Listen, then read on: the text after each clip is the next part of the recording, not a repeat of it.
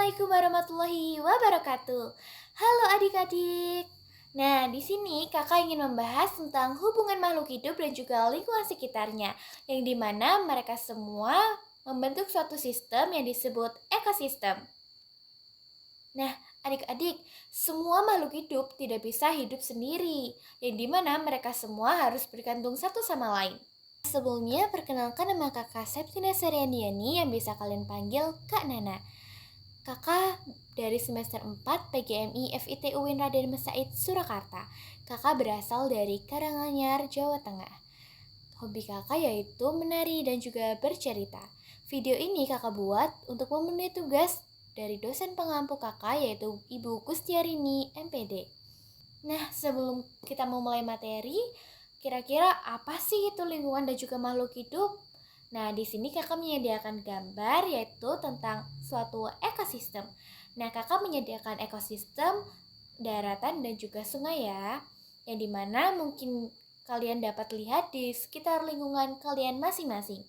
Tapi kakak juga menyediakan yaitu tentang barcode, yaitu QR code ini, tentang ekosistem di bawah laut yang bisa kalian pelajari, kalian scan secara mandiri. Nah, adik-adik, setelah kalian mengamati gambar tersebut, kira-kira apa yang kalian cermati, apa yang kalian lihat, dan juga apa yang kalian pahami dari gambar tersebut.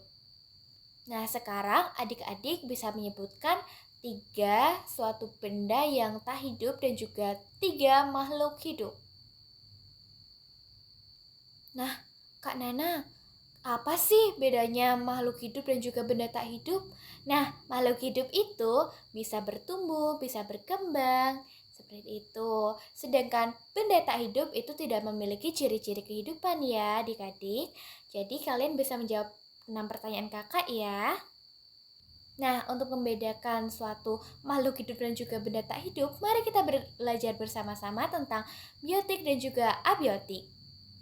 Yang pertama ada biotik yang dimana itu semua makhluk hidup dalam suatu ekosistem adik-adik.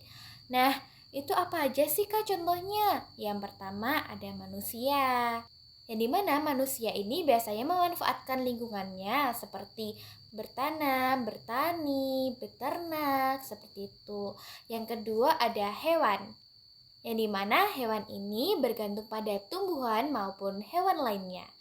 Contohnya, sapi bergantung pada rumput untuk makan, terus harimau bergantung pada daging untuk makan juga, seperti itu.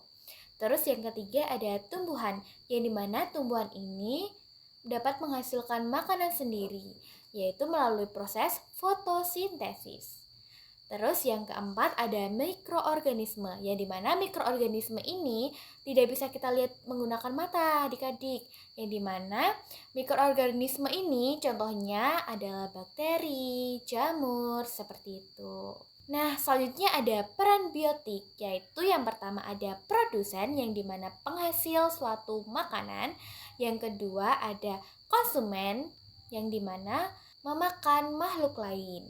Yang ketiga ada pengurai yang menguraikan sisa-sisa dari makhluk hidup. Contohnya yaitu daun kering jatuh ke tanah, lalu daun tersebut membusuk yang dimana itu diuraikan oleh bakteri atau jamur-jamur. Lalu dari pembusukan tersebut tanah menjadi subur. Nah, selanjutnya yaitu tentang abiotik. Abiotik sendiri yaitu komponen yang tak hidup tetapi mendukung suatu kehidupan. Contohnya seperti pertama ada air. Air ini biasanya untuk apa? Minum. Bisa juga untuk proses fotosintesis. Yang kedua ada tanah. Tanah ini biasanya untuk tempat tumbuhan hidup. Terus yang ketiga ada udara yang dimana mengandung oksigen. Dan juga keempat ada cahaya matahari yang dimana cahaya matahari ini sebagai sumber energi utama kita. Dan yang terakhir yaitu yang kelima ada suhu yang dimana mempengaruhi kehidupan makhluk hidup. Nah, adik-adik kira-kira apa sih kaitannya tersebut? Kenapa abiotik bisa dibilang dapat memenuhi kehidupan makhluk hidup? Yaitu contohnya, jika tanpa air kira-kira manusia akan apa? Kehausan, iya, hewan juga akan kehausan.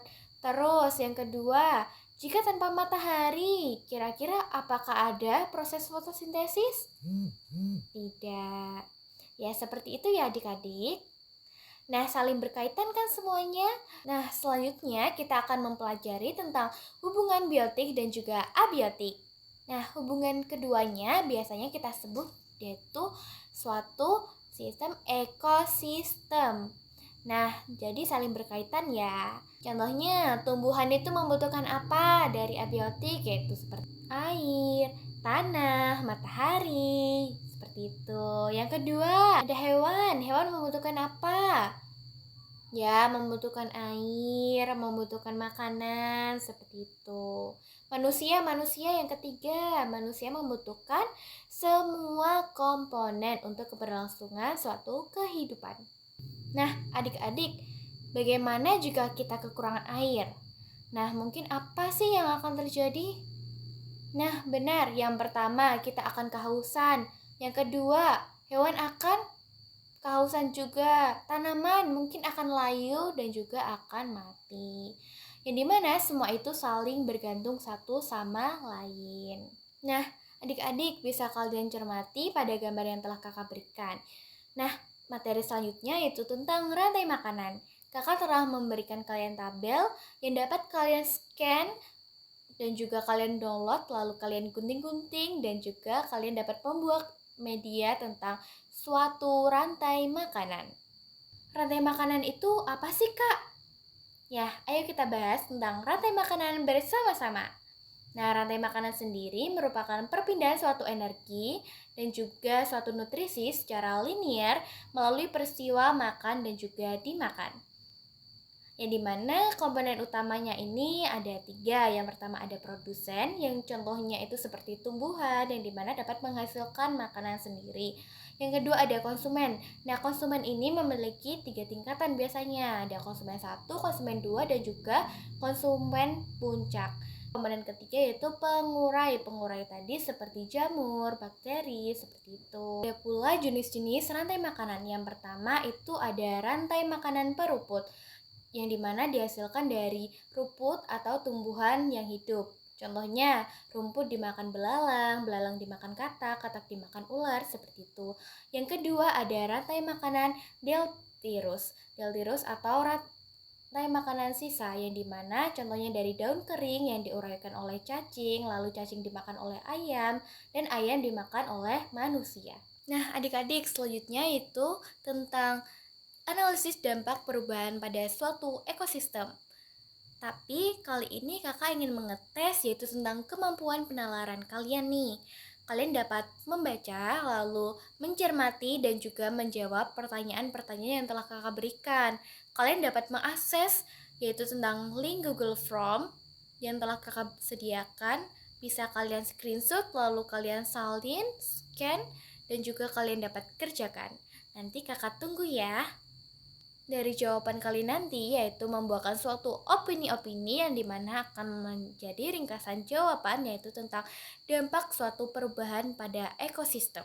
Nah, kesimpulannya yaitu lingkungan dan juga makhluk hidup itu tidak dapat dipisahkan ya adik-adik. Dan juga kakak memiliki pesan moral nih buat kalian, yaitu menjaga lingkungan berarti menjaga kehidupan kita sendiri. Nah, selanjutnya dari materi-materi yang telah kakak berikan dan juga tugas-tugas yang kakak berikan, kira-kira apa sih yang kalian pelajari hari ini? Dan juga apa pentingnya menjaga lingkungan? Dan pertanyaan ketiga yaitu apa yang akan kamu lakukan untuk menjaga lingkungan kita bersama? Selanjutnya, kakak juga memiliki tes pemahaman untuk kalian yang dapat kalian kerjakan dan juga mengasah kemampuan pemahaman kalian. Dapat kalian scan maupun kalian salin dari barcode atau link yang telah kakak sediakan ya. Nah, cukup sekian dari kakak, kurang lebihnya mohon maaf. Terima kasih atas perhatiannya dan juga semoga materi ini membuahkan hasil yang bermanfaat dan juga menambah rasa ingin tahu kalian terhadap kehidupan sekitar kita.